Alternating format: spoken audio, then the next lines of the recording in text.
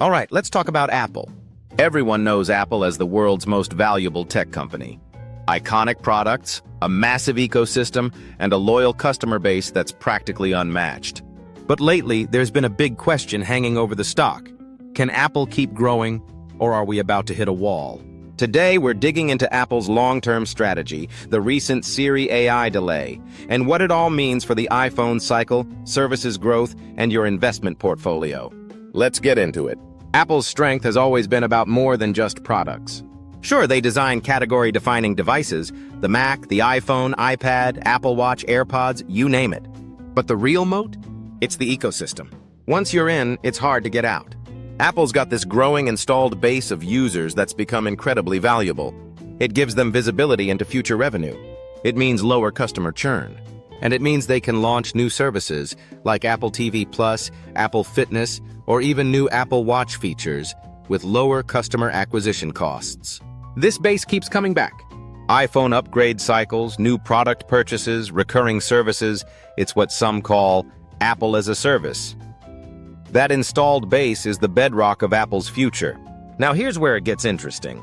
Over the next 5 years, the majority of Apple's gross profit growth is expected to come not from hardware, but from services.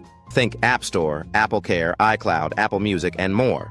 As services become a larger share of Apple's business, it's a game changer for the company's valuation. Recurring revenue from services is more predictable and less cyclical than iPhone sales. It supports a higher multiple, and it provides a cushion during tough hardware cycles, like the one we're in now. So, while iPhone unit sales may flatten or even decline in the short term, strong services performance could keep Apple's overall earnings growth on track. But here's the curveball: AI.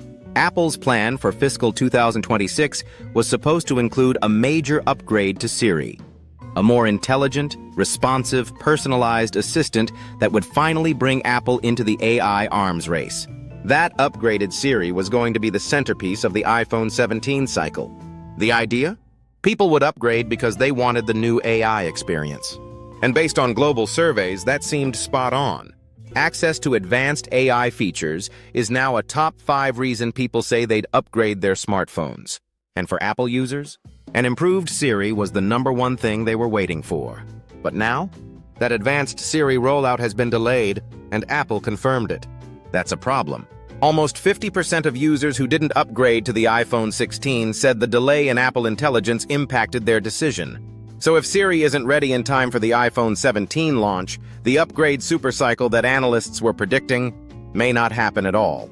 Because of this, analysts have slashed their iPhone shipment forecasts.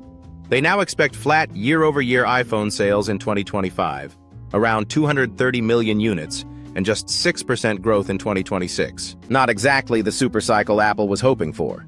To be fair, there are still other drivers that could support growth in 2026.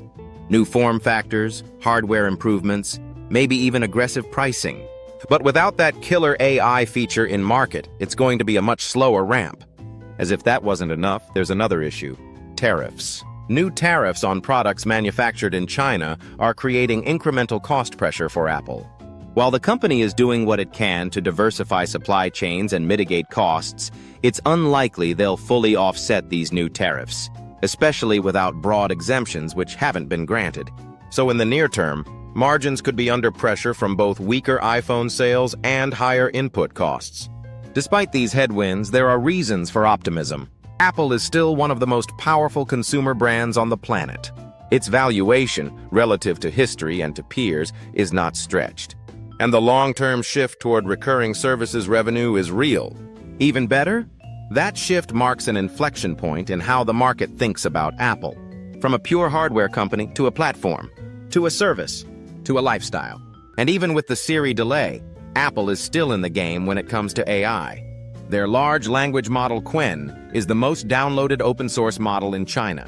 Apple's also partnering with major tech firms like Apple Intelligence with iPhone to roll out smarter features. So don't count them out just yet. President Trump's administration has also tied energy policy directly to inflation and geopolitical strategy. Trump's team, including Stephen Moran, the architect of the current tariff strategy, has made it clear they want oil prices under $50 a barrel. Why? Lower energy prices reduce inflation and give the Fed room to cut rates. They also add pressure on adversaries like Russia by cutting off energy revenues. Trump's people are willing to accept some industry disruption, similar to what happened in 2014 with OPEC and U.S. shale, to get there. The strategy focuses on restructuring global trade and finance in America's favor, but it's narrow and risky. Still, if it works, it could benefit equities and growth overall, even if it complicates things for energy producers. So where does this leave Apple? Apple's facing some near-term headwinds. AI delays, flat iPhone demand, tariff risks, they're all real, but the services engine is humming. The ecosystem is still sticky, and the company is quietly shifting into the next phase of its evolution. The bull case here isn't about explosive growth.